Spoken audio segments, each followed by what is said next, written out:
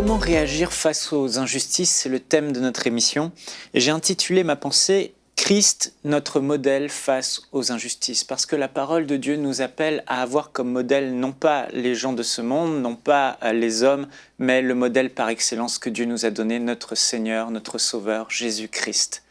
Et on va voir ensemble comment Jésus réagissait face aux injustices. Et certainement, vous en vivez, certainement, vous en avez vécu. En fait, je pense que tout le monde a un jour vécu une injustice. Et vous savez, ce n'est pas facile lorsque vous faites ce qui est bien, vous n'avez rien fait de mal et tout à coup, vous apprenez que quelqu'un qui est proche de vous est en train de parler dans votre dos, de vous médire, de vous mépriser. Vous êtes là dans un contexte de travail ou même à l'école ou même dans votre famille. Vous êtes maltraité, vous êtes injurié pour des raisons qui sont totalement fausses.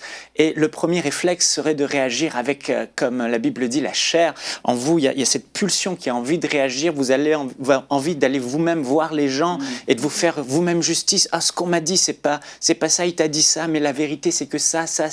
Et vous allez... Mais on voit que la parole de Dieu nous encourage à ne pas agir comme ça. L'apôtre Paul nous dit, Pierre nous dit de suivre les traces du Seigneur. Pour reprendre son expression, suivre ses traces. Dans 1 Pierre 2,20, il dit, écoutez bien, « Quelle gloire y a-t-il à endurer de mauvais traitements si vous commettez des fautes?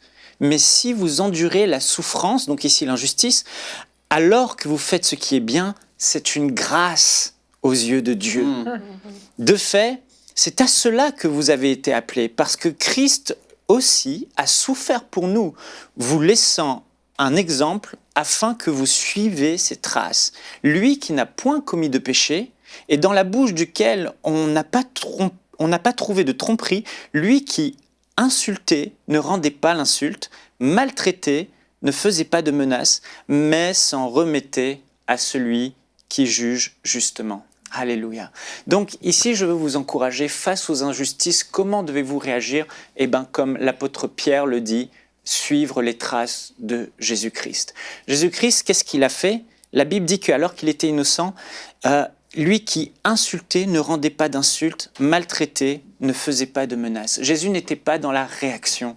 Jésus n'essayait pas de se faire justice lui-même. Il a lui-même dit, Jésus, dans Matthieu 5, ne résistez pas aux méchants. Laissez les méchants être méchants avec vous.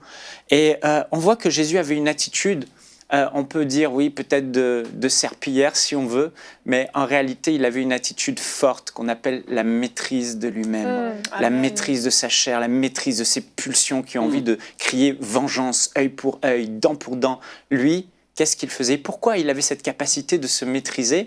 On peut dire que c'est une faiblesse, mais en réalité, c'est une grande force. C'est de la force que de pouvoir se maîtriser. Et il se maîtrisait parce que la Bible dit, quelques mots plus loin, il s'en remettait à celui qui est le juste juge. J'aime la version Sommer qui dit « Il remettait sa cause entre les mains du juste juge ». Jésus, homme, savait que c'était au Père de juger, c'était au Père de lui faire justice, c'était au Père de rétablir la vérité et que Dieu était capable de le faire. Qu'est-ce qui est impossible à mon Dieu? Alors Jésus, au lieu de réagir charnellement, allait se confier dans la prière, dans le lieu secret et s'appuyer vers son Père, se confier en son Père. Et il savait que parce qu'il avait cette attitude, c'est une grâce aux yeux de Dieu. Et si on trouve grâce aux yeux de Dieu, ce genre d'attitude qu'on a, c'est là que Dieu va intervenir pour nous faire justice.